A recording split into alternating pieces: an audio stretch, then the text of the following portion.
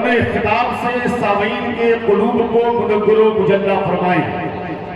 آئیے پورا مجمع ان کا استقبال کریں اپنے ہاتھوں کو اٹھا کر نعرہ تکبیر، نعرہ رسالت، دارالعلوم منظر حق، جلسہ دستار فضیلت، حضور نوری صاحب قبلہ، حضور مفتی صاحب قبلہ، نعرہ تکبیر، نعرہ رسالت۔ اسٹیج کے بائیں جانب جو لوگ بیٹھے ہیں کرسیوں پر، کرسی خالی کر دیں۔ میں فارغین سے گزارش کر رہا ہوں وہ لوگ تیار ہو کر کے اسٹیج کے بائیں جانب کرسیوں پر آ کر کے بیٹھ جائیں۔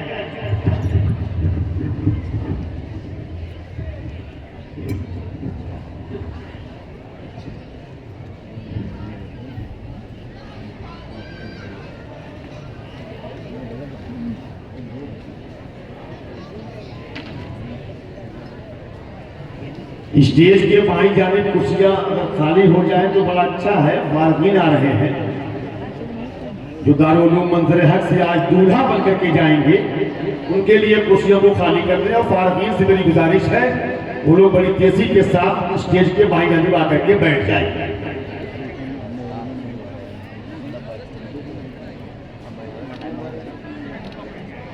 جی جو فارغ ہو رہے ہیں آج وہ مدرسے کا جبہ پہن کر کے آئیں گے، تیار ہو کر کے آئیں گے۔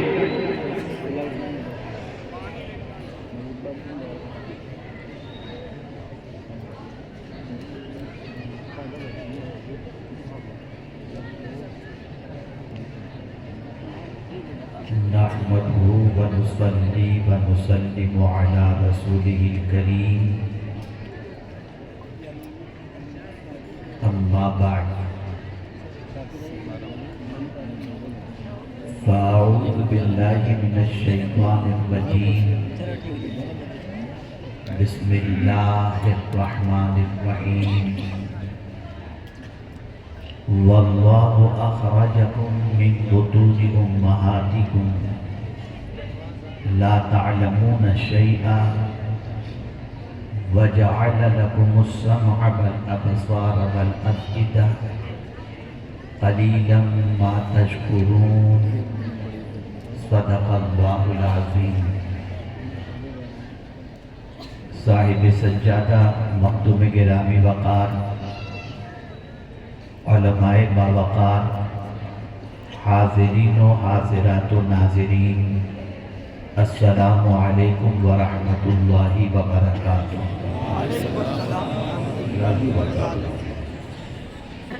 میرے پیارے آقا صلی اللہ علیہ وسلم کے پیارے دیوانوں، جس آیے کریمہ میں تلاوت کا میں نے شرف حاصل کیا،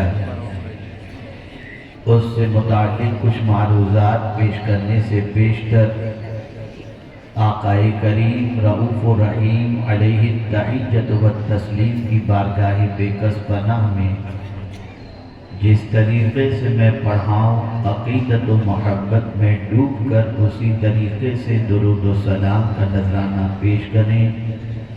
الصلاۃ والسلام علیک یا رسول اللہ، الصلاۃ والسلام علیک یا حبیب اللہ، الصلاۃ والسلام علیک یا نبی اللہ، الصلاۃ والسلام علیک یا نور اللہ، وعلی آلک و اصحابک یا حبیب اللہ، صلی اللہ تعالی علیہ وسلم۔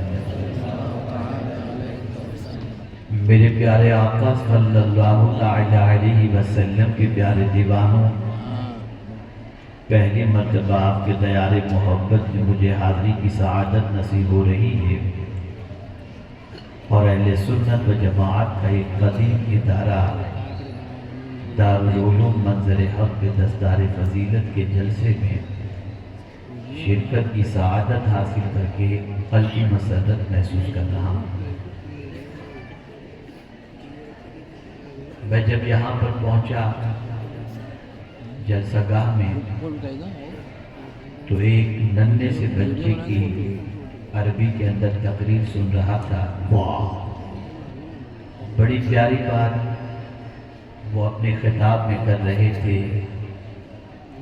انگلش میں اس کو کہتے ہیں پرپز آف کریشن، تخلیق انسانی کا مقصد.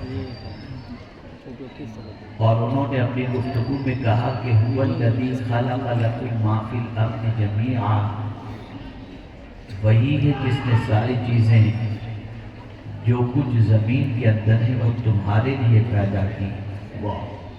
اور انسان اور جن کو اللہ عز و جل نے عبادت کے لیے پیدا کیا.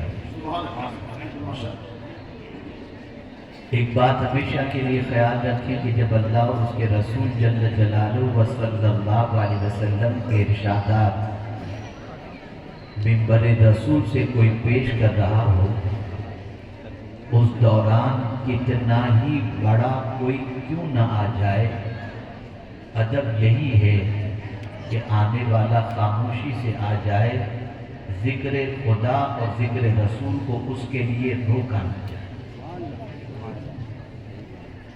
اس چیز کو ہمیشہ کے لیے پیش نظر رکھیں، اس لیے کہ اللہ بھی سب سے بڑا اور بعد از خدا مصطفیٰ سب سے بڑے، ان سے بڑا کوئی بھی نہیں.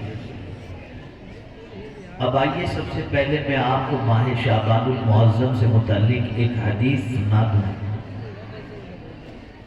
تاکہ جو غفلت کی چادر اوڑھ کر کے ہم اپنی زندگی گزارتے ہیں اور ہر ماہ ہر دن کی طرح مقدس مہینوں کو اور مقدس دن کو بھی گزار دیتے ہیں، تو کم از کم ہوش کے ناخن لے کر مقدس مہینوں کا احترام کریں.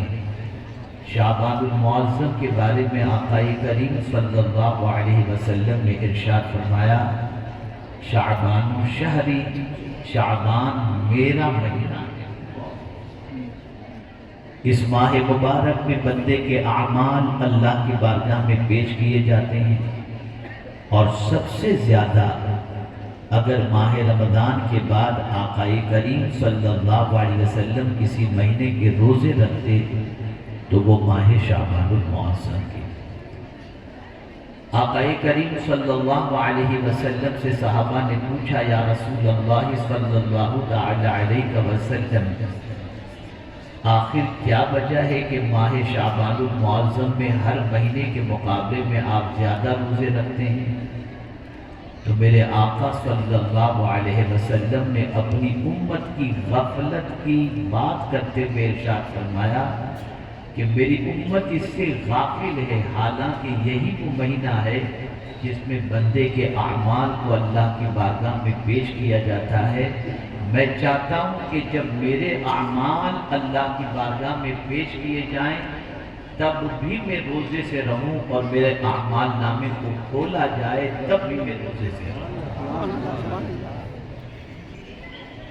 اور ایک سب سے اہم بات اس کے ساتھ میں آپ کے سامنے عرض کروں، غلامان رسول درود شریف کو اپنے لیے حفظ جاں بنائے ہوئے ہیں. آیت درود کے نزول کے لیے بھی اللہ نے جس مہینے کا انتخاب فرمایا وہ ماہ شعبان المعظم، اور اسی کے ساتھ جس کعبے کی طرف رک کر کے ہم نماز پڑھتے ہیں، اس کعبے کو بھی اللہ نے جو قبلہ بنایا وہ بھی 15 شعبان ہی.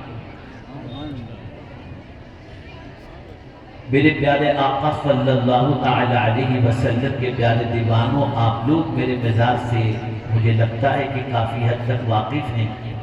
یہی وجہ ہے کہ یہاں تو کافی سنجیدگی نظر آتی ہے، لیکن بائیں جانب تھوڑی سی سنجیدگی اور پیدا ہو جائے تو بہتر ہوگا.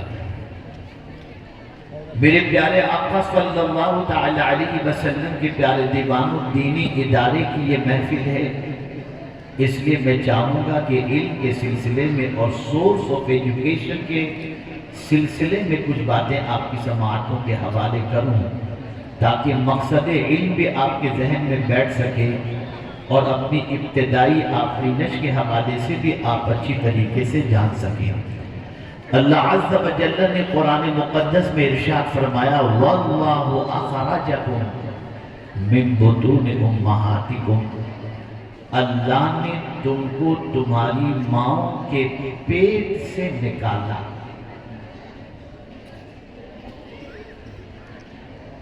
دنیا کا کوئی انسان کس وقت کہاں پیدا ہوگا نہیں مانتا۔ ماڈرن ٹیکنالوجی کے اس دور کے اندر بھی، ترقی کے اس دور کے اندر بھی کوئی کسی کی آمد کے بارے میں کانفیڈینشلی نہیں کہہ سکتا اتنے بجے اس تاریخ کو فلاں بندہ پیدا ہوگا، نہیں۔ اور آج کا دور یہ دور چل رہا ہے کہ یہاں پر نارمل ڈیلیوری اب بند ہو چکی، اب آپریشن ہی سے بچے پیدا ہوتے ہیں۔ یہ بھی ایک منصوبہ بندی کے ساتھ ہو رہا ہے تاکہ نسلوں کا، انسانوں کا پھیلاؤ جو ہو رہا ہے اور بڑھتی ہوئی آبادی کو روکنے کے لیے آپریشن کو کمپلسری قرار دیا جاتا ہے، جس کی وجہ سے آبادی بڑھے نہیں اور آپریشن کے اندر زیادہ سے زیادہ 3 بچے ہوتے ہیں۔ لیکن ہر ماں کو، ہر باپ کو ڈرایا جاتا ہے بچے کی پوزیشن اندر بڑی خراب ہے، اگر آپریشن نہیں کریں گے تو ماں بھی مر جائے گی، بچے کی جان کو خطرہ ہے۔ حالانکہ یہ سب چیزیں کہنے کی ہوتی ہیں، شاید ہی کوئی معاملہ سیریس ہوگا، ورنہ میکسیمم نارمل ڈیلیوری میں کوئی پرابلم نہیں ہوا کرتا۔ خیر، یہ میرا موضوع نہیں، اس کے بارے میں کیا کروں، لیکن اب آپ دیکھیں آج کے ماڈرن ٹیکنالوجی کے اس دور کے اندر بھی حکمت بدر شریف پڑھ اللہم صلی علی سیدنا و مولانا محمد معدن الجود والکرم علیہ وآصحابہ وبارک وسلم۔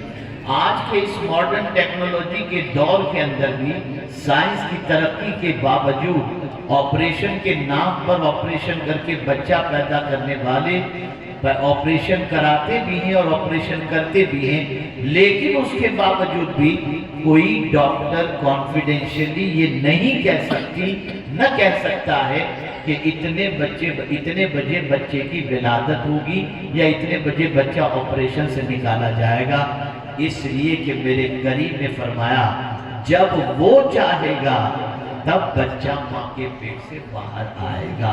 وہی ہے جو ماں کے پیٹ سے بچے کو نکالتا ہے۔ وَاللَّهُ أَخْرَجَكُم مِّن بُطُونِ أُمَّهَاتِكُم، تمہاری ماؤں کے پیٹ سے اللہ تمہیں نکالتا ہے۔ میرے پیارے آقا صلی اللہ علیہ وسلم کے پیارے دیوانوں، یہاں پر اساتذہ موجود ہیں دارالعلوم منظر حق کے، بہت سارے طلبہ ان کے پاس سے ان کے زیور سے آراستہ ہو کر کے نکلے اور نکلتے رہیں گے انشاءاللہ۔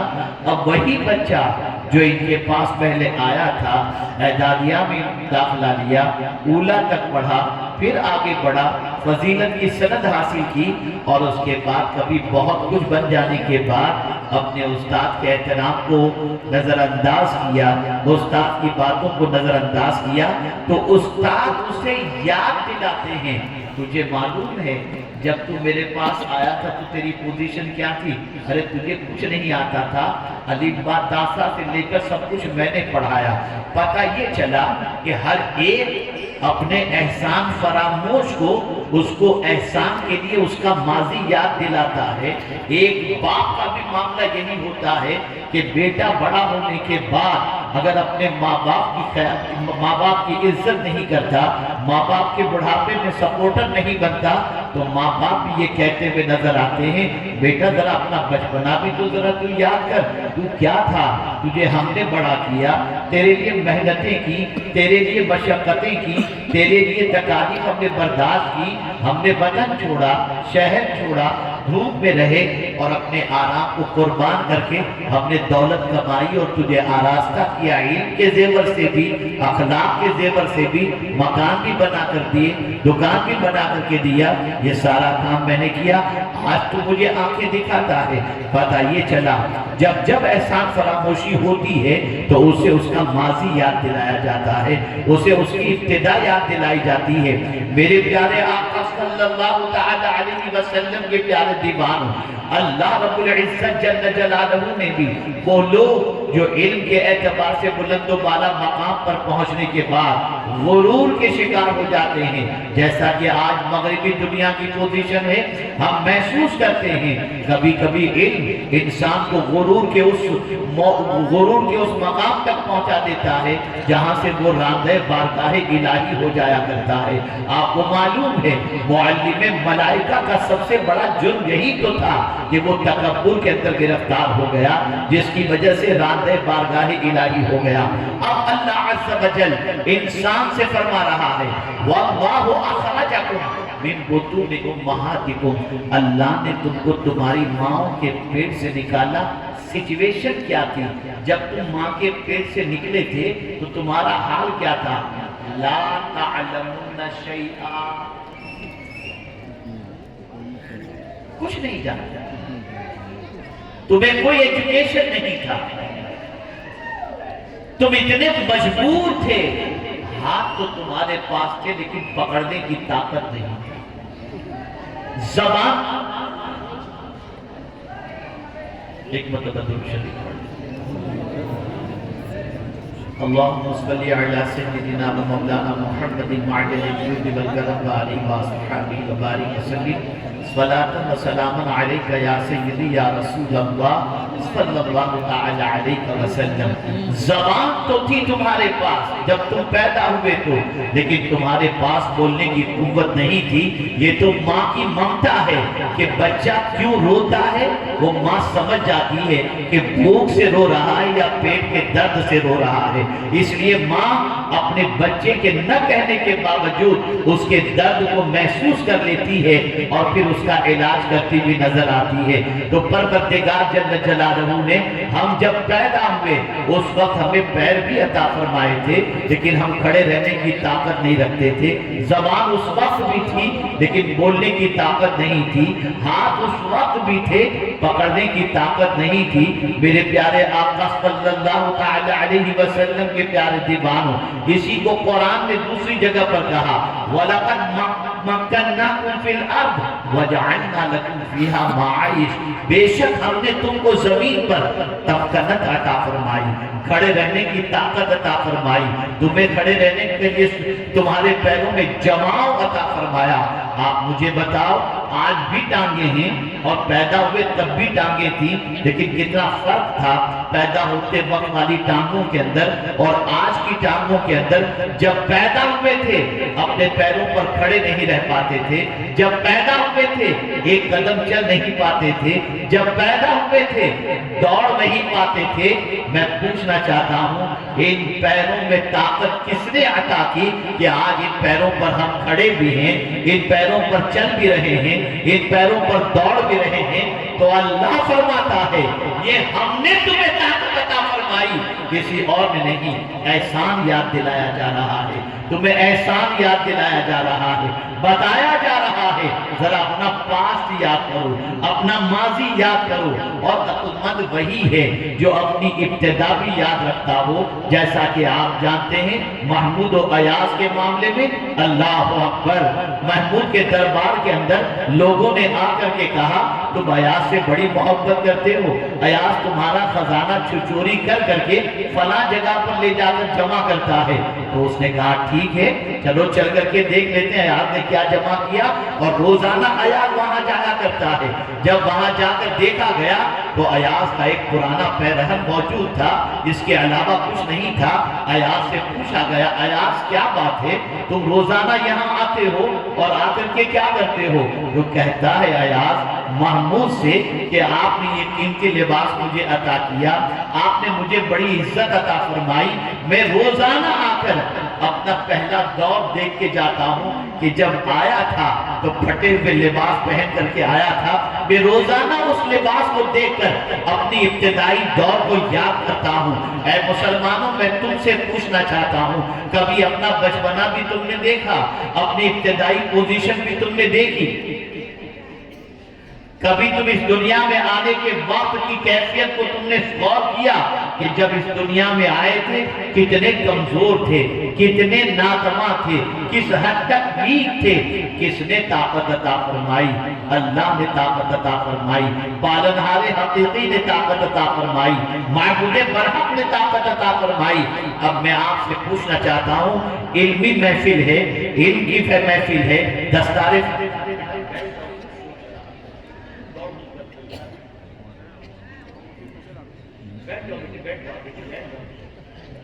ایک مرتبہ درود شریف پڑھیں۔ اللہم صلی علی سیدنا و مولانا محمد معدن الجود والکرم وآلہ وصحبہ وبارک وسلم۔ جب پیدا ہوئے تھے تو ہمیں یہ بھی شعور نہیں تھا کہ یہ آگ ہے یا پھول ہے، ہم تو آگ کی طرف بھی چمکتی ہوئی چیز کو سمجھ کر لپک پڑتے اور پکڑنے کی کوشش کرتے۔ یہ ماں ہوتی تھی جو ہمیں آگ سے بچا لیتی تھی اور بولتی تھی بیٹا اس سے چٹکا لگے گا، اس سے تم جل جاؤ گے۔ ہمیں تو تمیز کسی چیز کی نہیں تھی، ہم تو کسی چیز کو سمجھ ہی نہیں پاتے تھے یہ پانی ہے یا پیشاب ہے، ہمیں کوئی چیز کا علم نہیں تھا۔ اللہ فرماتا ہے جب تمہاری ماں کے پیٹ سے تمہیں نکالا گیا تم کچھ نہیں جانتے تھے، پھر اللہ فرماتا ہے میں نے جاننے کے لیے تمہیں 3 چیزیں عطا کی۔ تعلیم کے لیے سورس آف ایجوکیشن، حصول علم کے لیے اللہ نے 3 ذریعے عطا فرمائے۔ وَجَعَلَ لَكُمُ السَّمْعَ وَالْأَبْصَارَ وَالْأَفْئِدَةَ۔ اس نے تمہارے لیے کان بنائے، آنکھ بنائی اور دل۔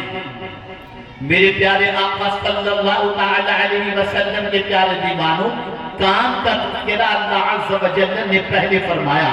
یاد رکھیں جس میں انسانی کی تشکیل جب شکم مادر میں ہوتی ہے تو پہلے کان بنتا ہے، اور آپ یاد رکھیں علم کے حصول کا سب سے بڑا ذریعہ کان ہوا کرتا ہے۔ بندہ سن کر کے بہت کچھ سیکھتا ہے، اور ابتدائی زندگی کے اندر وہ بول نہیں پاتا، سنا کرتا ہے۔ وہ دیکھ صحیح طور پر نہیں پاتا لیکن سنا کرتا ہے۔ یہی وجہ ہے کہ غوث پاک اگر شکم مادر سے 17 پارے کے حافظ بن کر کے پیدا ہوئے تو ماں کے پیٹ میں انہوں نے ماں سے قرآن سنا تھا، اس لیے باہر نکلتے ہی 17 پارے کے حافظ بن کر کے پیدا ہوئے۔ پتہ یہ چلا ہم جو کچھ کہتے ہیں اس کا ایفیکٹ بچے پر ہوتا ہے، بچہ سنتا ہے۔ اور یہی وجہ ہے کہ شرابی کا بیٹا ہو، کبابی کا بیٹا ہو، عیاش کا بیٹا ہو، زانی کا بیٹا ہو، نمازی کا بیٹا ہو، اگر وہ بیٹا کسی مسلمان کے گھر پیدا ہوتا ہے اور مسلمان کے اندر چاہے جتنی بھی برائیاں موجود ہوں یا اچھائیاں موجود ہوں، معلم ہو، محدث ہو، فقیہ ہو، حافظ ہو، مجدد ہو، کسے باشد، ہر ایک کے گھر جب بچہ پیدا ہوتا ہے تو ایک ہی فکر ہوتی ہے بچے کے کان میں پہلے اذان کہی جائے۔ بے شک ایک ہی فکر کسی بھی مسلمان کے گھر، پھر وہ کیسے ہی کیٹیگری کا ہو۔ اگر بے نمازی ہے تو بھی اسے فکر ہے کہ میرے بیٹے کے کان میں اذان کہی جائے، آوارہ ہے تو اسے فکر ہے کہ میرے بیٹے کے کان میں اذان کہی جائے۔ اس لیے کہ کان میں اذان کہتے ہی اس بچے کو محسوس ہوتا ہے میں اللہ کے ماننے والے کے گھر میں پیدا ہوا ہوں، میں مسلمان ہوں۔ اور پہلا ہی سبق اسے سکھا دیا جاتا ہے کوئی بڑا نہیں، اللہ سب سے بڑا ہے۔ سبحان اللہ۔ یہ سبق پہلے دن اس کے کانوں میں پہنچا دیا گیا۔ اور یہی نہیں میرے پیارے آقا صلی اللہ تعالی علیہ وسلم کے پیارے دیوانوں، سماعت کے اندر بڑی تاثیر ہے۔ اچھی چیزوں کو سننے کے بعد انسان کی زندگیاں بدل جاتی ہیں، اور بری چیز کو سننے کے بعد انسان کا مزاج بدل جاتا ہے۔ سماعت بڑی عظیم چیز ہے۔ میرے پیارے آقا صلی اللہ تعالی تعالی علیہ وسلم کے پیارے دیوانوں، اسی لیے قرآن مقدس کے اندر آپ دیکھیں کہ رب قدیر جل جلالہ نے پہلے سماعت ہی کا تذکرہ کیا۔ یہ سماعت ہی تو ہے، اذان کی آواز مسجد سے کانوں سے ٹکراتی ہے، ہمارے پیروں میں حرکت پیدا ہوتی ہے، ہم مسجد کی طرف چلتے چلے جاتے ہیں۔ اللہ اکبر! میرے پیارے آقا صلی اللہ علیہ وسلم کے پیارے دیوانوں، اللہ اس کے رسول کے ارشادات ہمارے کانوں کے ذریعے ہم تک جب پہنچتے ہیں تو ہماری زندگی کے اندر رفقت طاری ہوتی ہے، اور ظاہر سی بات ہے آپ کے ذہن میں یہ خیال پیدا ہو سکتا ہے، یہ سوال بھی پیدا ہو سکتا ہے، مولانا آج سن کر کچھ اثر نہیں ہوتا۔ ہر جمعہ کو تقریر ہوتی ہے، ہر بڑی رات کو تقریر ہوتی ہے، ہر جلسے میں تقریر ہوتی ہے، ذرا دیکھیں لوگ کتنا گزرتے ہیں۔ اب اس میں کام کا قصور نہیں ہے، اس میں کام کا قصور نہیں ہے، اس میں ایمان کی کمی ہے۔ اس لیے کہ نصیحت ہر کسی کو نفع نہیں دیتی۔ قرآن کہتا ہے وَذَكِّرْ فَإِنَّ الذِّكْرَىٰ تَنفَعُ الْمُؤْمِنِينَ، اور نصیحت کرو کہ نصیحت مومنوں کو نفع پہنچاتی ہے۔ واہ! یہاں سے یہ بات سمجھ میں آئی کہ اگر ہمارے دلوں کے اندر نصیحت اثر نہیں کر رہی تو ہم زبان سے ہزار مومن ہونے کا دعویٰ کریں، لیکن کمال ایمان ہمارے پاس موجود نہیں ہے۔ ورنہ میرے پیارے آقا صلی اللہ تعالی علیہ وسلم کے پیارے دیوانوں، اللہ کی آیتوں کو سننے کے بعد اگر انسان پر کبھی تاریخ نہ ہو اور انسان کو نفع نہ پہنچے تو وہ مردہ دل انسان ہوا کرتا ہے۔ ورنہ تاریخ اٹھا کر دیکھو، جتنا ایمان قوی ہے اتنا ہی اللہ کی آیتوں کا اثر بھی ہوتا چلا جاتا ہے۔ جب آیتیں سنتے ہیں کوئی رکوع میں چلا جاتا ہے، کوئی سجدے میں چلا جاتا ہے، کوئی بارگاہ سمدیت میں گنی وزاری کرنے لگ جاتا ہے۔ کیا ہمارے امام اعظم کے حوالے سے آپ کو نہیں معلوم؟ اللہ اکبر! مسجد کے اندر نماز کے اندر موجود تھے، جماعت میں شامل تھے، امام نے سورۃ الزلزال کی تلاوت کی، امام اعظم بحیثیت مقتدی نماز کے اندر شامل ہیں۔ جب آیت پڑھنے والے نے پڑھا فَمَنْ يَعْمَلْ مِثْقَالَ ذَرَّةٍ خَيْرًا يَرَهُ وَمَنْ يَعْمَلْ مِثْقَالَ ذَرَّةٍ شَرًّا يَرَهُ، امام اعظم کی آنکھوں سے آنسو جاری ہو گئے، نماز مکمل ہو گئی، لوگ مسجد سے نکل گئے۔ امام اعظم نے مسجد کے خادم سے کہا تم ایک کام کرو، مجھے مسجد ہی میں رہنے دو اور باہر سے تالا لگا دو، آج میں مسجد میں رات بھر رہ کر کے عبادت کروں گا۔ اللہ اکبر! امام اعظم مسجد میں رات بھر رہے، عبادت میں مصروف رہے، اور یہاں تک کہ جب صبح فجر کا وقت ہوا خادم نے مسجد کا دروازہ کھولا، اور کھول کر کے جب آہستہ سے مسجد کے اندر داخل ہوا تو مسجد کے ایک کونے میں امام اعظم کھڑے ہیں اور اپنی داڑھی کو ہاتھ میں پکڑ کر روتے ہوئے کہتے ہیں اے اللہ، اگر تو نے نعمان کی بخشش کر دی تو تیرا بہت بڑا احسان ہوگا۔ یہ کون کہہ رہا ہے؟ یہ وہ کہہ رہا ہے جس کی مدار آج جس جگہ پر موجود ہے وہاں پر 6000 قرآن مقدس جنہوں نے پڑھے ہیں وہ امام اعظم۔ تو ایک دو آیتیں سننے کے بعد پوری رات عبادت میں جن کی رات تبدیل ہو گئی، وجہ یہ تھی ایمان جتنا زیادہ ہوگا اور جتنا قوی ہوگا اتنا ہی اللہ کی آیتوں کا اثر ہوگا، حضور کے فرمان کا اثر ہوگا۔ اگر آیتوں کا اثر نہیں ہو رہا، آقا کریم صلی اللہ علیہ وسلم کے ارشادات کا اثر نہیں ہو رہا تو سمجھ لینا کہ ہمارے ایمان کے اندر کافی حد تک کمی ہے، اور ہمارے پاس تو اب ایمان کمزور بھی اگر دیکھا جائے تو میں یہ نہیں کہہ سکتا کہ وہ ہے یا نہیں۔ کمزور ایمان کی بات، طاقتور ایمان کی بات حدیث کی روشنی میں سمجھاؤں۔ میرے پیارے آقا صلی اللہ تعالی علیہ وسلم کے پیارے دیوانوں، آقا کریم صلی اللہ علیہ وسلم نے ارشاد فرمایا تم سے ہو سکے اگر تم برائی دیکھو تو تم سے ہو سکے تو ہاتھ سے روکو، اور اس برائی کو ہاتھ سے نہیں روک سکتے زبان سے روکو، اور اگر زبان سے نہیں روک سکتے تو اس برائی کو دل سے برا جانو، وَذَلِكَ أَضْعَفُ الْإِيمَانِ، کہ یہ ایمان کا سب سے کمزور ترین ضعیف درجہ ہے۔ برائی کو دل سے برا جاننا یہ کمزور ایمان کی علامت ہے۔ لیکن اگر آج مسلمانوں کی زندگی کا جائزہ لیا جائے تو اب برائی کو برائی سمجھنے کے لیے بھی تیار۔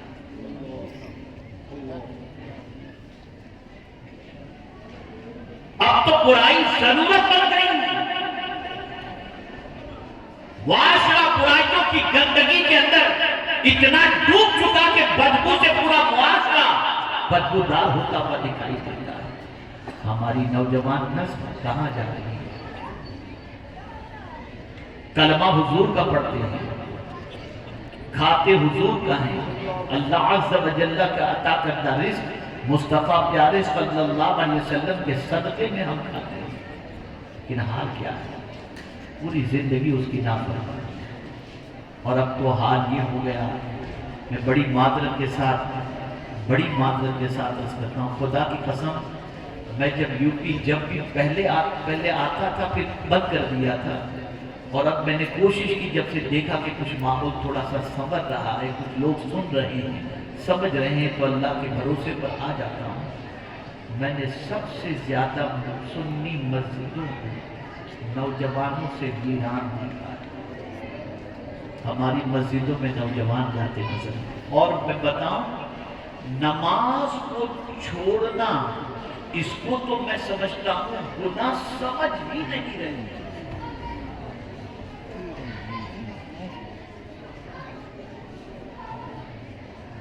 اتنی آسانی سے نماز چھوڑتے ہیں۔ اے رسول اعظم صلی اللہ تعالی علیہ وسلم کے دیوانوں، آقا کریم صلی اللہ علیہ وسلم کی محبت کا نعرہ لگا کر، دامن مصطفیٰ صلی اللہ علیہ وسلم نہیں چھوڑیں گے کا نعرہ لگا کر، غوث پاک کا دامن نہیں چھوڑیں گے کا نعرہ لگا کر نماز چھوڑ کر کے اگر تم یہ سمجھتے ہو کہ حضور بھی خوش ہو جائیں گے، غوث پاک بھی خوش ہو جائیں گے، نہیں میاں، کبھی نہیں ہو سکتا۔ غوث پاک کو یہ فرماتے ہیں کہ بے نمازی مر جائے تو اسے مسلمانوں کے قبرستان میں نہ دفنا۔ فقہ حنبلی کے اندر اٹھا کر کے دیکھو،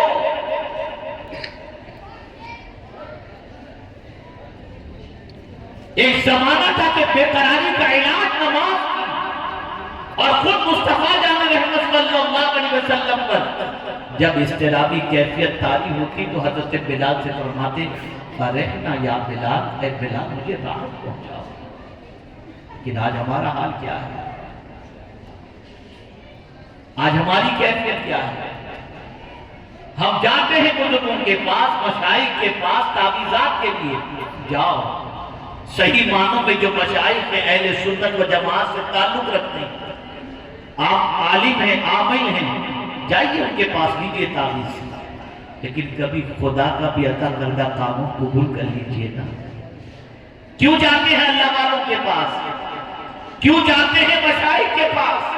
حضرت تعویذ دیجیے روزی میں برکت ہو جائے، حضرت تعویذ دیجیے رزق میں کشادگی پیدا ہو جائے۔ آئیے میں آپ کو ایک تعویذ قرآن کا دے دیتا ہوں، اور میں پوری دیانت داری کے ساتھ کہتا ہوں کہ خدا کی قسم اگر تمہارے رزق میں فراوانی نہ ہو تو مجھے جو سزا چاہو دے دے۔ میں قرآن کا نسخہ عطا کر رہا ہوں، آج یہ نسخہ یہاں سے لے کر کے اٹھو۔ میرا رب فرماتا ہے، وَأْمُرْ أَهْلَكَ بِالصَّلَاةِ وَاصْطَبِرْ عَلَيْهَا لا نسألك رزقا نحن نرزقك۔ اللہ فرماتا ہے اپنے گھر والوں کو نماز کا حکم دو اور تم بھی نماز پر قائم رہو۔ اور رب فرماتا ہے میں تم سے روزی نہیں مانگتا، میں تمہیں روزی عطا کروں گا، میں تمہیں روزی عطا کروں گا۔ اور رب کا وعدہ حق ہے، وہ فرماتا ہے ان اللہ لا یخلف المیعاد، کہ بے شک اللہ وعدہ خلافی نہیں فرماتا۔ میں پوچھنا چاہتا ہوں، تم سب کے تعبیر پر بھروسہ کرتے ہو، خدا کے فرمان پر بھی تو بھروسہ کر کے دیکھ لو. میں خود بھی تعویذات بناتا ہوں، ایسا نہ سمجھنا کہ میں کہیں کچھ یقین رکھنا. مشائخ کے تعویذ کا میں خود احترام کرتا ہوں. سرکار حضور مفتی اعظم دل رحمہ کی ایک تعویذ ہی نے میری زندگی میں انقلاب پیدا کیا. لیکن جب حضور مفتی اعظم دل رحمہ کی حیات طیبہ کو آپ دیکھیں تو زندگی کے آخری وقت میں بھی اگر کسی چیز کی فکر تھی تو صرف نماز کی. صرف نماز کی. نماز کے بعد وہ سکر کی حالت میں چلے جاتے اور پھر جیسے نماز پڑھ لیتے بار بار پوچھتے میری نماز ہو، میں نماز پڑھتی، نماز میری آج بڑے افسوس کے ساتھ مجھے کہنا پڑتا ہے کیا ہو گیا ہے. کھاتے رب کا ہو، پیتے رب کا ہو، اللہ کی زمین کا استعمال کرتے ہو، اللہ کی عطا کردہ رزق سے فائدہ اٹھاتے ہو، اللہ کی عطا کردہ ہوا سے فائدہ اٹھاتے ہو، اللہ کی عطا کردہ پانی سے فائدہ اٹھاتے ہو. اسی کے لیے تمہارے پاس ٹائم ہے اور یہ ٹائم اگر تم اس کو دیتے ہو اس کا کوئی فائدہ نہیں. اگر تم اس کی بارگاہ میں جھکو گے تو ہر جگہ جھکنے سے بے نیاز کر دے گا. اتنی بلندی عطا کرے گا کہ اس بلندی تک کوئی دوسری چیز تمہیں پہنچا نہیں سکتی. آج یہ کر رہا تھا کمزور ایمان بھی ہمارے پاس نظر وہ کون سا گناہ ہے جو معاشرے کے اندر پنپ نہ رہا. رات ہوتے ہی ہماری نوجوان مجھے نہیں معلوم کیا تھے رات چلتے ہوئے کان میں ایئر پورٹ لگا کر یا ایئر فون لگا کر بچے بچیاں کیا سنتے چلے جاتے ہیں نہیں معلوم. اور اگر انہی لوگوں کو کھڑا کر کے پوچھو پہلا کلمہ سناؤ، میں پوری ذمہ داری کے ساتھ کہتا ہوں کہ مسلمانوں میں 60% مسلمان ایسے ہیں جن کو پہلا کلمہ اور اس کا تجربہ ہمیں ہوتا ہے جب کسی دولہے کا نکاح پڑھانا ہوتا ہے تو حالت خراب ہو جاتی ہے. پہلا کلمہ سے یہ سچویشن ہے. اور وقت کا ضائع کرنے کا معاملہ ایسا ہے کہ پوری پوری رات چلی جاتی ہے، پورا پورا دن چلا جاتا ہے. اور میں نے تو ایسے ظالم لڑکوں کو بھی دیکھا ہے جو صبح فجر کی اذان سے پہلے تک مسجد کے دروازے کے باہر بیٹھ کر گپ شپ کریں گے، اذان کا وقت ہوتے ہی فوراً مسجد سے نکل مسجد کے قریب سے بھاگ جائیں گے کہ کوئی مولانا ہاتھ پکڑ کے نماز کے لیے لے کر کے نہ چلے. کیا ہو گیا؟ کس طرف جا رہے ہیں؟ اے رسول اعظم صلی اللہ علیہ وسلم کے دیوانوں، سننے کا اثر کتنا ہوتا ہے. یاد رکھیں جتنا ایمان قوی ہوگا اتنا اللہ کے کلام کا اثر ہوگا، اللہ کے رسول صلی اللہ علیہ وسلم کے کلام کا اثر ہوگا، حکمت بھری باتوں کا اثر ہوگا. اور اگر ہمیں کوئی بات اثر نہیں کر رہی تو بات کہنے والے یا بات کی غلطی مت نکالنا، اپنی خامی کو نکالنا. یہ ہمارا ایمان ہی کمزور ہے. میرے پیارے آقا صلی اللہ علیہ وسلم کے پیارے دیوانوں، مدینے کی گلی میں رات کے سناٹے کے اندر امیر المؤمنین سیدنا فاروق اعظم رضی اللہ المولا تبارک و تعالی عنہ تشریف لے جا رہے تھے کہ کسی گھر سے قرآن پڑھنے والے کے قرآن کی تلاوت کی آواز آتی ہے اور پڑھنے والا پڑھتا ہے ان عذاب ربک لغلیظ. یہ آیت فاروق اعظم کے کانوں سے ٹکرائی، بے ہوش ہو کر کے گر گئے. اور آج اتنا سخت دل ہو چکا ہے، جہنم کی باتوں کا اثر، نہ اللہ کے خوف کا اثر، نہ قبر کے عذاب کا اثر، کچھ بھی نہیں. ارے کھاؤ پیو موج کرو، انا للہ و انا الیہ. یہ قوم،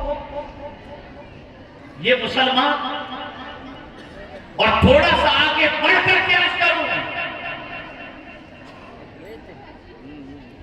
تو رسول اعظم صلی اللہ علیہ وسلم نے بدر کے میدان، احد کے میدان، وہاں کی تکلیفوں کا شکوہ نہیں کیا. ताइफ का शिकवा नहीं किया।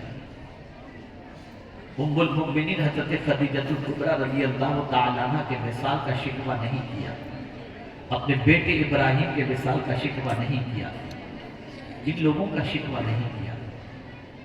इतना सताया गया हुजूर सल्लल्लाहु अलैहि वसल्लम को कि किसी नबी को इतना नहीं सताया गया। लेकिन कहीं मुझे कुरान और हदीस में शिकवे मुस्तफ़ा नजर नहीं आया। लेकिन अगर नजर आता है तो एक ही जगह, एक जगह मेरे आका ने शिकवा किया, वक़ाल रसूल या रब इन्न कौमी तखज़ू हाज़ल कुरआन महजूरा। ये अल्लाह मेरी कौम को क्या हो गया कि उन्होंने कुरान को छोड़ने वाला समझ लिया। यहाँ रब इस तरह की बात में शिकवा कर जो कुरान इख्तिलाफ पैदा करने के लिए आया, आज उस कुरान के असरात हमारी जिंदगी पर मुरतब होते नजर नहीं आते। हाँ, पूरे के पूरा कुरान सुन लें, रसूल आज़म की अहादीस सुन लें, हमारी जिंदगी में कोई तब्दीली नहीं आती और नमाज की तरफ बढ़ते नजर नहीं आते, नेकियों की तरफ। बल्कि मैं तो कहा करता हूँ जो कौम इतनी सख्त दिल हो चुकी हो कि शहादत हुसैन के बारे में ये सुने कि इमाम हुसैन ने सर सजदे में कटा दिया, फिर भी सजदे को तैयार रहो, उससे ज्यादा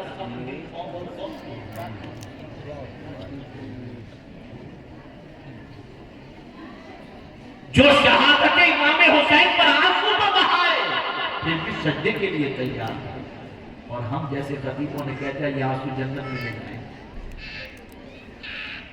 और सजदा कौन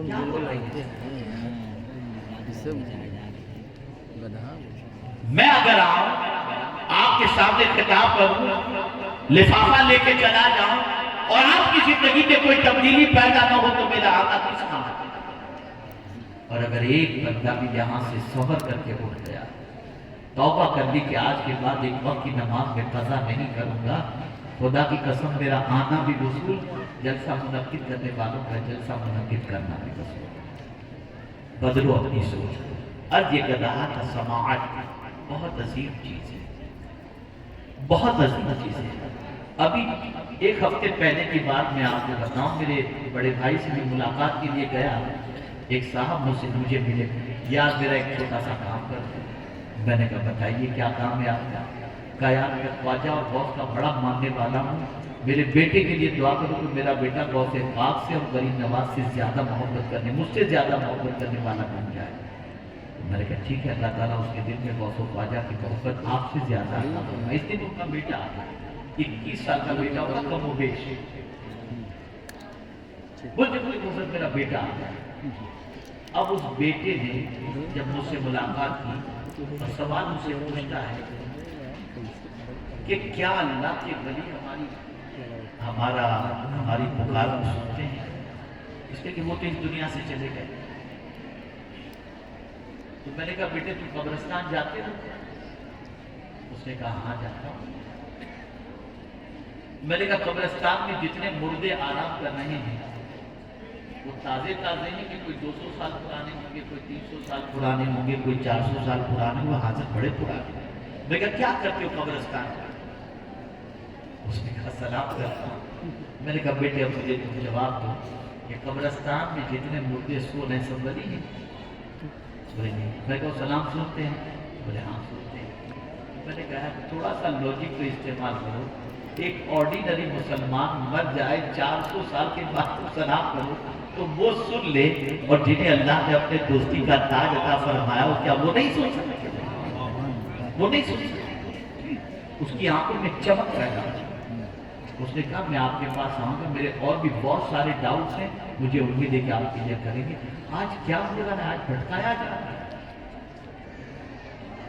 हम ख्वाब के बिल्कुल बदमस्त होकर के जी रहे हैं। हमें फिक्र है खाने पीने की कौन सी डिश, क्या बनाए, क्या पिलाओगे, बस। इसीलिए मैं कहा करता हूं कि मुसलमानों का सफर किताब से शुरू हुआ था और अब कबाब पर जाकर के खत्म हुआ। किताब से शुरू हुआ था, कबाब पर जाकर के खत्म हुआ। दुनिया के मुख्तलिफ मुल्कों के दौरे के बाद मैं आपको पूरी जिम्मेदारी के साथ कहता हूं, साल में 1-2 बार अमेरिका जाता हूँ, साल में 1-2 बार इंग्लैंड जाता हूँ, कनाडा, पूरी दुनिया के मुख्तलिफ मुल्कों का अल्हम्दुलिल्लाह दौरा करता हूँ। मैं पूरी दयानतदारी के साथ कहता हूँ, मुझे फ्लाइट के अंदर कोई मुसलमान हाथ में किताब लेकर पढ़ता हुआ नहीं मिला। जब भी मैंने पढ़ते हुए देखा तो किसी धर्म से, और जिस मुसलमान को मैंने देखा गेम खेलते हुए, अपनी कौम की इस बस्ती को देखकर खून के आंसू रोने को जी जाता है। कहां जा रही है हमारी कौम? किस तरफ जा रही है हमारी कौम? ये हमारा मिजाज, ये हमारी कैफियत, ये हमारा हाल। सुनते हैं तो गाने सुनते हैं, गजलें सुनते हैं, बुराइयां सुनते हैं, गीबत सुनते हैं, चुगली सुनते हैं, गालियां सुनते हैं। ये हमारी पहचान हो गई, यही हमारी हालत है। एक जमाना था कि जिन घरों से रात की तारीकी में कुरान की तिलावत की आवाज आए, समझा जाता था कि ये मुसलमान का घर होगा। और आज पहचान ये है कि रात को 2 बजे की जिस घर से चिल्लाने की और गाने की आवाज आए, समझ लेना कि ये मुसलमान। हमने अपनी पहचान बदली, हमारी भी पहचान थी, हमारी पहचान। आज दुनिया में देख लो, जहां कहा जाए मुसलमान तो पहचान क्या होती है?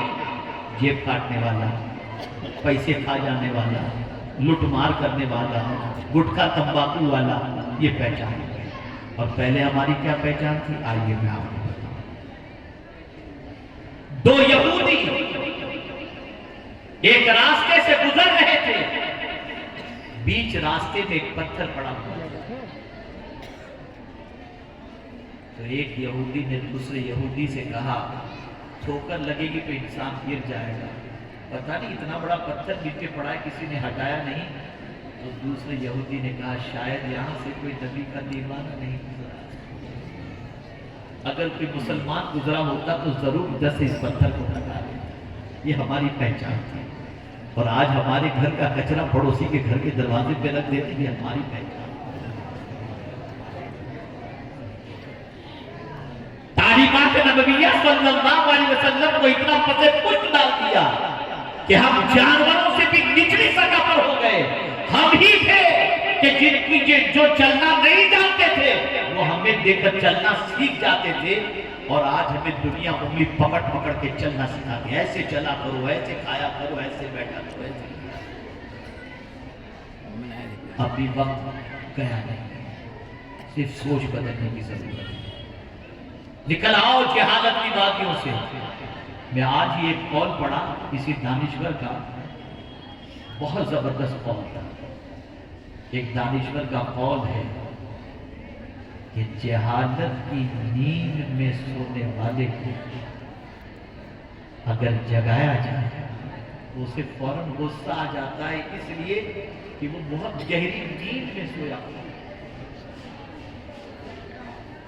जहालत की वादियों में भटकने वाला इंसान अगर उसे जगाया जाए तो उसे फौरन गुस्सा आ जाता है। मुमकिन है कि आप में से बहुत सारे ऐसे होंगे जिनको मेरी बातों पर गुस्सा आ रही, मौलाना कहाँ से पकड़ के लेकर के आए, क्यों ऐसा कह रहे हैं, ये हमें टोक रहे हैं, हमें ऐसा बोल रहे हैं। मेरे भाई, मैं आपका खैर खाऊं, बदखा नहीं। मैं चाहता हूं कि आपकी कोई पहचान बने, आपकी कोई आइडेंटिटी बने, आपकी कोई शनाख्त बने। मेरे प्यारे आका सल्लल्लाहु अलैहि वसल्लम के प्यारे दीवानों, अल्लाह अज़्ज़ व जल्ल ने इरशाद फरमाया, हमने तुमको कान अता फरमाए। अल्लाहु अकबर, आवाजें सुनने के बाद। और फिर आप सुनिए, ये कान अल्लाह ने क्यों अता फरमाए? अच्छी बातें सुनने के लिए अता फरमाए। ये कान अल्लाह ने क्यों अता फरमाए? कुरान सुनने के लिए अता फरमाए। और सुनो, गाने सुनने की बुनियाद पर, गजलें सुनने की बुनियाद पर जिंदगी में इनकलाब पैदा नहीं हो सकता और न अल्लाह के रहमो करम की बारिश होगी। लेकिन खुदा की कसम, जिसे अल्लाह की रहमत की तलब हो और रहमत का तलबगार हो, वो कुछ भी न करे, मांगे भी नहीं अल्लाह से कि मौला मुझ पर मेहरबानी फरमा। बस जब कुरान पढ़ा जाएगा तो चुप रहे और गौर से सुने। बस चुप रहने का भी हुक्म, غور سے سننے کا بھی ہو. اور نتیجہ کیا؟ اذا قرئ القرآن فاستمعوا له وانصتوا لعلكم ترحمون. جب قرآن پڑھا جائے تو غور سے سنو اور چپ رہو. اگر تم نے یہ دو کام کر لیے، رحم کی بھیک مانگو یا نہ مانگو، اللہ تم پر رحم و کرم کی بارشیں نازل فرمائے. سبحان اللہ. لیکن جس قوم پر قرآن سننا بھی گرا گزرے تو اس کا کیا ہے؟ اب تو قوم کو قرآن سننا معاذ اللہ اس کی طبیعت گھبراتی ہے. اچھے سے اچھے قاری کو بلا کر شروع میں بٹھایا جائے تو کہتے ہیں نعت شریف کب شروع ہوگی، بیان کب شروع ہوگا. قرآن سے بڑی بھی کوئی نعت کی کتاب ہو سکتی ہے. عجیب سچویشن، عجیب حالت ہے. ایک نسخہ آپ کو چلیے تھا. جب کبھی آپ کی طبیعت گھبرائے، جب آپ پر اضطرابی کیفیت طاری ہو، جب آپ کا دل بیٹھنے لگ جائے اور آپ کی طبیعت چاہے کسی کے کاندھے پر سر رکھ کر کے رو لیں، مت کاندھا تلاش کرنا. قرآن کو اٹھاؤ، سینے سے لگاؤ، جی بھر کر کے رو لو. قرآن سارے غم تمہارے دل. اے رسول اعظم صلی اللہ تعالی علیہ وسلم کے دیوانوں، عرض یہ کر رہا تھا قرآن سننے کی عادت رکھو، قرآن پڑھنے کی عادت رکھو. آقا کریم صلی اللہ علیہ وسلم جن پر قرآن نازل ہوا وہ خود حضرت عبداللہ ابن مسعود رضی اللہ تعالی عنہ سے فرماتے ہیں اے عبداللہ مجھے قرآن سناؤ. عرض کرتے ہیں سرکار قرآن تو آپ کے قلب اطہر پر نازل ہوا. فرماتے ہیں عبداللہ مجھے دوسروں سے قرآن سننا بھی اچھا لگتا ہے.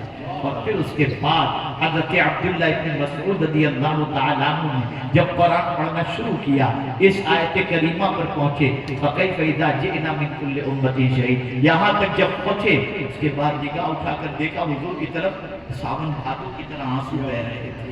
وہ رسول جس پر قرآن نازل ہوا ان کو قرآن پڑھ کر کے سنایا جائے تو ان کی آنکھوں سے آنسو جاری ہو جائیں.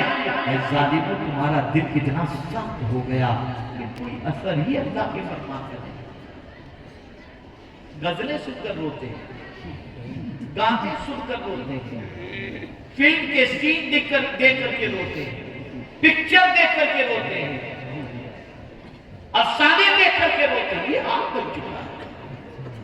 ہم قرآن کے ماننے والے ہیں، ہمیں قرآن کی طرف توجہ دینی چاہیے. آج یہ کر رہا تھا کام بہت قیمتی چیز ہے، بہت قیمتی سرمایہ ہے.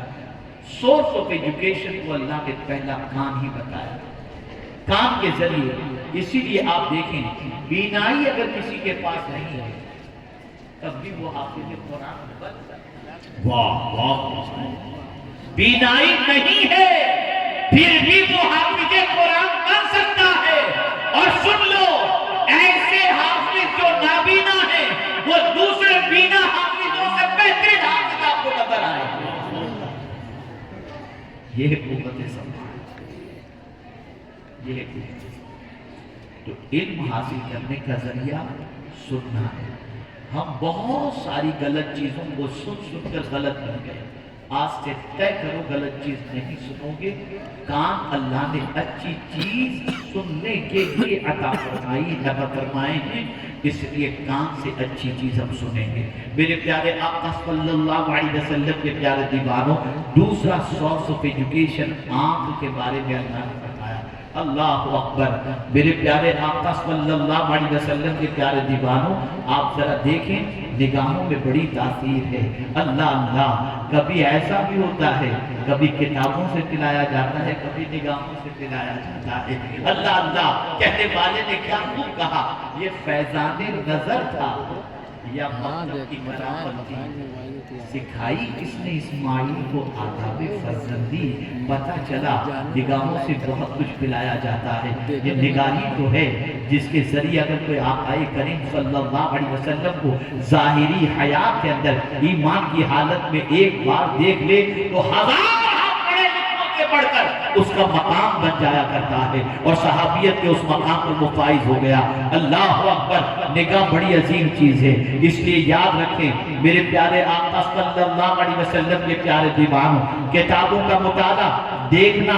مجھے یاد ہے حضور سید العلماء علیہ رحمت اللہ سے کسی نے پوچھا تھا کہ حضور یہ بتائیں عالم کو روزانہ کتنے صفحات کا مطالعہ کرنا چاہیے؟ تو حضور سید العلماء علیہ رحمہ نے فرمایا تھا 200 صفحات کا روزانہ مطالعہ کرنا چاہیے۔ یہ حضور سید العلماء علیہ رحمہ روزانہ 200 صفحات کا مطالعہ۔ یہی کہا یہ قریب امام مالک رضی اللہ مولا تبارک و تعالی عنہ رات بھر مطالعہ کرتے، جھپکی آتی موضوع چینج کر دیتے، جس موضوع کی کتاب پڑھ رہے ہوتے اسے ہٹا دیتے اور پھر دوسرے موضوع کی کتاب لے لیتے اور اسے پڑھنا شروع کرتے۔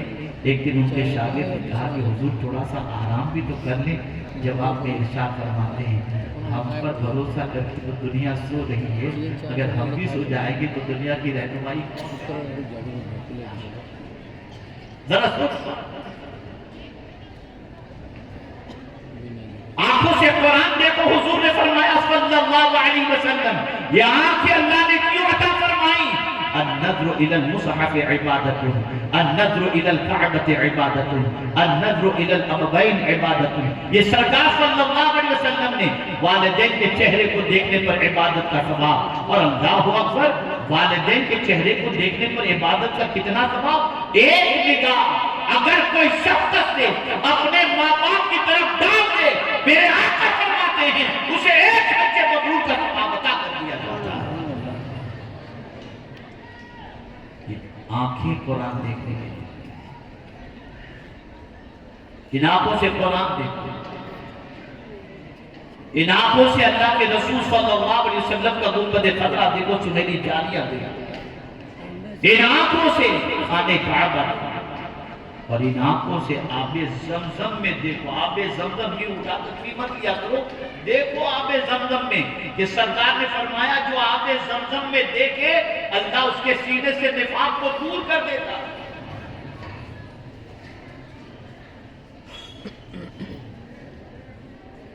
نگاہوں کا صحیح استعمال کرو۔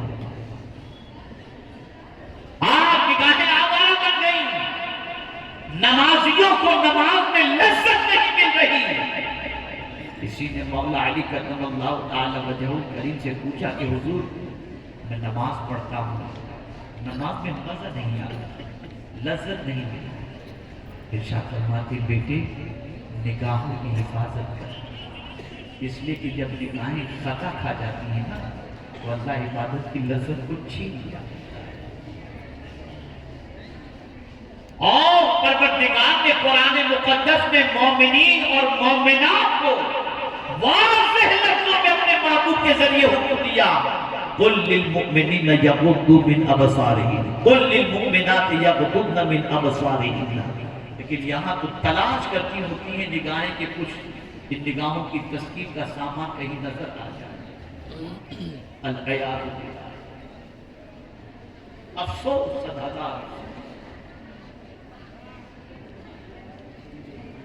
میرے پیارے آقا صلی اللہ علیہ وسلم کے پیارے دیوانوں، حافظ قرآن جب قرآن یاد کرنے کے لیے کسی مصحف کو لیتا ہے، قرآن مقدس کو لیتا ہے، تو اس کے دماغ کے اندر دیکھنے کے بعد یہ معلوم ہوتا ہے کہ کون سی سطر کہاں ختم ہوتی ہے، کہاں آیت ختم ہوتی ہے، کون سی جگہ پر لقمہ لگتا ہے، کون سی جگہ پر اٹکنا، اس کا لکھا ہوتا ہے۔ جب وہ پڑھتا ہے تو اس کے دماغ میں وہ چیز گھومتی رہتی ہے، اور جب رمضان المبارک میں تراویح پڑھاتا ہے تو فوراً اسے ٹینشن نہیں ہوتا۔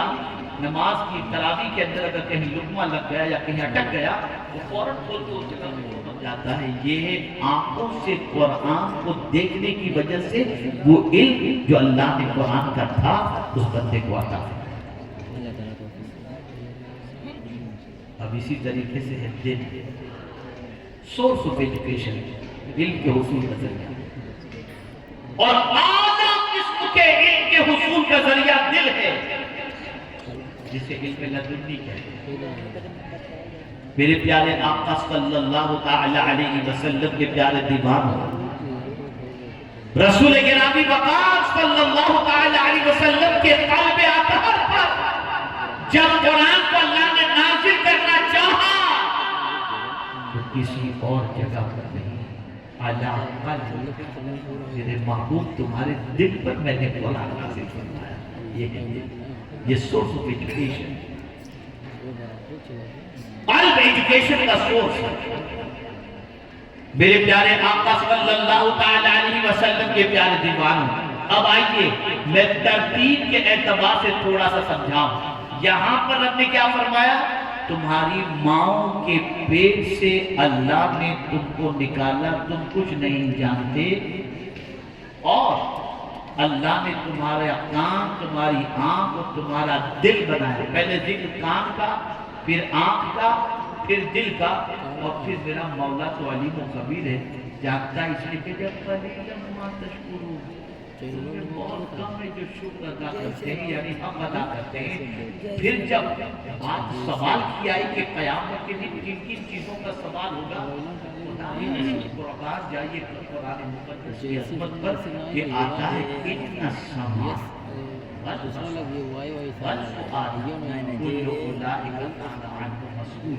کہ بے شک کان، آنکھ اور دل، ان سے سوال پوچھا جائے گا۔ کیا سنا تو نے، کیا دیکھا تو نے، کیا تیرے دل میں محبت کس کی تیرے دل میں تو نے کس کی محبت پیدا کی؟ یہ ساری چیزوں کا سوال کل بروز قیامت اللہ عز و جل ارشاد فرمائے گا۔ میرے پیارے آقا صلی اللہ علیہ وسلم کے پیارے دیوانوں، کان جیسی نعمت کوئی نہیں دے سکتا، کان اللہ نے عطا فرمائے۔ وہ پوچھے گا، اور ابھی لیٹسٹ ریسرچ میں آپ کو بتاؤں، آپ کے پورے وجود کے اندر جس جگہ بھی درد ہو، اگر کوئی ریسرچ اس فیلڈ کا کیا ہوا جو کام کا اسپیشلسٹ ہے، اگر آپ دیکھیں تو اسے پورے ایک کام کے اندر ہی جو ہے نا، دونوں کام کے اندر اسے ایسے اسپوٹ ادھر موجود ہیں کہ وہ وہاں انگلی دبائے گا، آپ کا درد فوراً نکل جائے گا۔ پورے جسم کی نسوں کا کنیکشن کام سے رکھتا ہے، بلکہ ریڑھ کی ہڈی جو ہے اس کا بھی تعلق کام سے، یعنی وہاں آپ کی کمر جھکے گی کب، کس طریقے سے سچویشن ہوگی، ان چیزوں کا تعلق کان سے۔ کان بہت اہم چیز ہے، اور قربان جائیے ہر ایک چیز تو نہیں سن سکتا، جیسا مقام ویسی سماعت۔ میرے پیارے آقا صلی اللہ علیہ وسلم کے پیارے دیوانوں، حضور صلی اللہ علیہ وسلم کی سماعت کا عالم کیا ہے؟ تو خود ارشاد فرماتے میرے آقا صلی اللہ علیہ وسلم، میں اپنی ماں کے شکم میں تھا، اور شکم میں مادر میں رہتے ہوئے لوہے محفوظ پر چلتے ہوئے قلم کی آواز کو سنا کرتا تھا۔ اسی لیے میرے اعلیٰ حضرت کہتے ہیں اللہ اکبر، ہم یہاں سے پکاریں وہاں وہ سنیں، مصطفیٰ کی سماعت کو لاکھوں سلام۔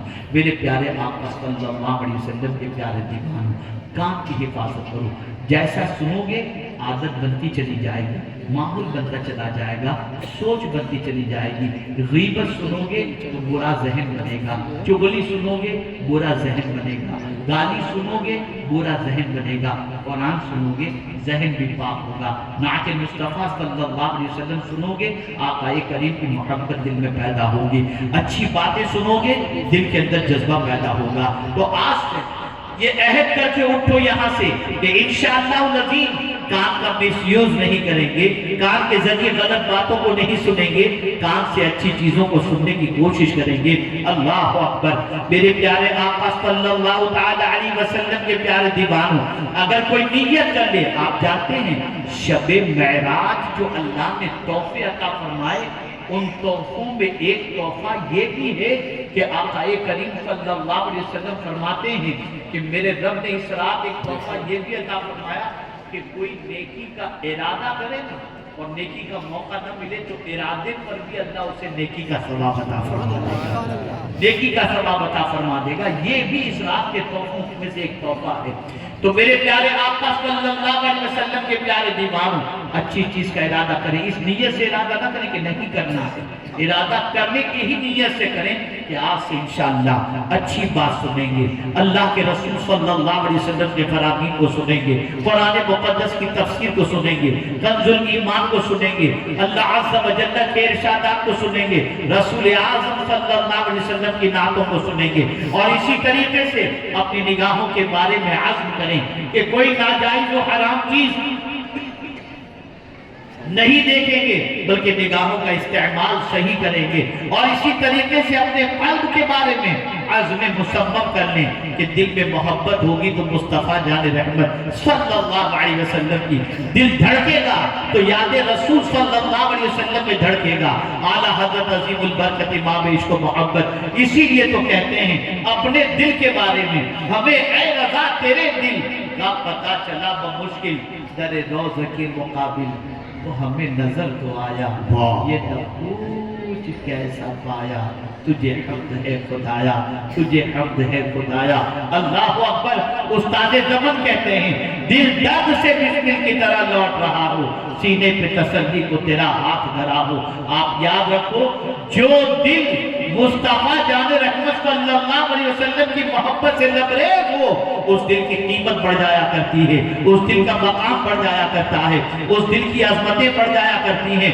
और ये दिल इतना कीमती होता है कि ऐसे दिल वाला जब पुलसिरात पर कदम रखेगा तो जहन्नम के दहकते हुए शोले कहेंगे ऐ आशिक़े रसूल तेजी से गुजर जा, तेरे सीने में जो मोहब्बत रसूल की आग जल रही है कहीं उससे मैं न बुझ जाऊं। अगर दिल सरकार की मोहब्बत से लबरेज हो गया तो जहन्नम की आग को भी बुझाने की ये ताकत रखती है, ये ताकत रखता है। अल्लाह अकबर। इसी को मेरे इमाम ने कहा ऐ इश्क तेरे सदके जलने से छूटे सस्ते, जो आग बुझा देगी वो आग लगाई है। ऐ दस्तार फजीलत के जलसे में आने वालों, दारुल उलूम मंदिर हक के चाहने वालों, याद रखो आज के इस अज़ीम शान जश्न के अंदर चूंकि ये तालीम से मुताल्लिक और ये इल्म के ज़ेवर से आरास्ता होने वाले उन तलबा के एजाज के अंदर ये जलसा मुनक़िद किया गया है। बज़ाहिर आपको लगता होगा ये बेचारे इस तरीके से इन्होंने जिंदगी गुजारी, लेकिन आप नहीं जानते आलिम का मकाम क्या है, आप नहीं जानते हाफिज का मकाम क्या है, आप नहीं जानते तालिब इल्म का मकाम क्या है। मेरे प्यारे आका सल्लल्लाहु अलैहि वसल्लम के प्यारे दीवानों, कल बरोज़े क़यामत जन्नतियों को जन्नत में जाने का हुक्म होगा, लेकिन उलमा को जन्नत के दरवाजे पर रोक दिया जाएगा। वो सोचेंगे कि हमें जन्नत में क्यों नहीं जाने दिया जा रहा। बिस्यार वक्त गुजर जाने के बाद अल्लाह की बारगाह में अर्ज़ करेंगे मौला सब जन्नत में जा रहे हैं, हमें रोक दिया गया। रब इरशाद फरमाएगा ये देखो जहन्नमियों की कतार है दुनिया में, ये जहन्नमी जो नजर आ रहे हैं इनमें से अगर दुनिया में किसी ने तुमको पानी पिलाया हो, तुम्हें वुज़ू के लिए पानी दिया हो, तुम्हारे साथ कोई अच्छा सलूक किया हो, तो आप तुम तन्हा जन्नत में नहीं जाओगे, इनका हाथ पकड़ो और अपने साथ लेकर के जन्नत। सुभान अल्लाह। ये आलिम का मकाम है। ऐ रसूल आज़म सल्लल्लाहु अलैहि वसल्लम के दीवानों, उलमा का मकाम बहुत अर्फ़ आला है। आज जो बच्चे इल्म के ज़ेवर से आरास्ता होकर नाइब रसूल का ताज अपने सर पर सजाएंगे, उन बच्चों की जिम्मेदारी कम नहीं है, बहुत बड़ी जिम्मेदारी है, बहुत बड़ा मकाम मिला है, बहुत बड़ा अहदा मिला है। बस एक बात अर्ज़ करके मैं अपनी गुफ्तगू को ख़त्म करता हूँ। हम कहते हैं आलिम हम जो है सरकार की हदीस की रोशनी में कहते हैं उलमा नाइब रसूल हैं, अल उलमा वरसतुल अंबिया। हम ये कह करके जो है रसूल आज़म सल्लल्लाहु अलैहि वसल्लम के नाइब होने के हवाले से अपना मकाम और मर्तबा हम पेश करने की कोशिश करते हैं, लेकिन बस आज इन फारिग होने वाले तलबा को मैं इतना ही कहूँगा, ऐ बच्चों, ऐ इल्म के ज़ेवर से आरास्ते होने वालों, अपनी ज़िंदगी को ऐसी बना लो। सहाबा जब परेशान होते हुजूर के पास आ जाते, उनकी परेशानियां दूर हो जाया करती। नाइब रसूल हो, इंसान की किसी भी किस्म की परेशानी हो तो तुम्हारी मोहब्बत से, तुम्हारे इल्म से, तुम्हारी तसल्ली से, तुम्हारे हुस्न अखलाक से تمہارے کردار سے اس کی پریشانی دور ہو جائے، علمی پریشانی ہے وہ دور ہو، عملی پریشانی ہو وہ دور ہو، اخلاقی پریشانی ہو وہ دور ہو، اور کوئی پریشانی ہو تو وہ دور ہو۔ اسی کو میرے امام نے کہا، اور کیا ہی خوب کہا، ان کے نثار کوئی کیسے ہی رنج میں ہوں، جب یاد آ گئے ہیں سب غم بھلا دیے ہیں۔ میں بہت بہت مبارکباد پیش کرتا ہوں فارغ ہونے والے ان فضلاء کو، علماء کو، اور اسی کے ساتھ ساتھ ان کے اساتذہ کو، اور اسی کے ساتھ ساتھ ادارے کے ذمہ داروں کو، صاحب سجادہ کو، اور جملہ علماء کو، ان بچوں کے والدین کو کہ انہوں نے اپنی آخرت کا سامان تیار کر لیا۔ اب بس یہ ہے کہ یہ لوگ بھرپور محنت کریں اور آپ لوگ ادارے کا بھرپور تعاون کریں، تاکہ یہاں سے علماء حفاظ قرآن نکل کر آپ کی دینی پیاس کو بجھا سکیں اور آپ کی رہنمائی کر سکیں۔ بس ایک بات ان بچوں سے میں کہوں گا، اور آپ بھی چاہیں تو اپنے آپ کو سنوار کر اصلاح کے اندر لا سکتے ہیں۔ وہ بات یہ ہے کہ پرسوں بنگلور میں تھا، پروگرام کے بعد چند نوجوان، سلجھے ہوئے نوجوان میرے پاس آئے، حضرت میں کچھ نصیحت کی۔ میں نے کہا بیٹا اس وقت ایک ہی نصیحت کرنا ہے جو آج کے دور کی بہت بڑی ضرورت ہے۔ اگر کسی باپ کا بیٹا گم ہو جائے یا بھٹک جائے یا راستہ بھول جائے، اور اس بھٹکے ہوئے گمے ہوئے راستہ بھولے ہوئے بچے کو کوئی شخص پکڑ کے اس کے ماں باپ تک پہنچا دے تو باپ کتنا خوش ہوگا، ماں کتنی خوش ہوگی کہ مجھے میرا گما ہوا بچہ مل گیا ہے۔ آج ذمہ داری یہ ہے، امت مصطفیٰ راستہ بھول چکی ہے، اس کو پکڑ کے دین کے راستے پر لا کر خدا سے بھی قریب کرو، حضور سے بھی قریب کرو۔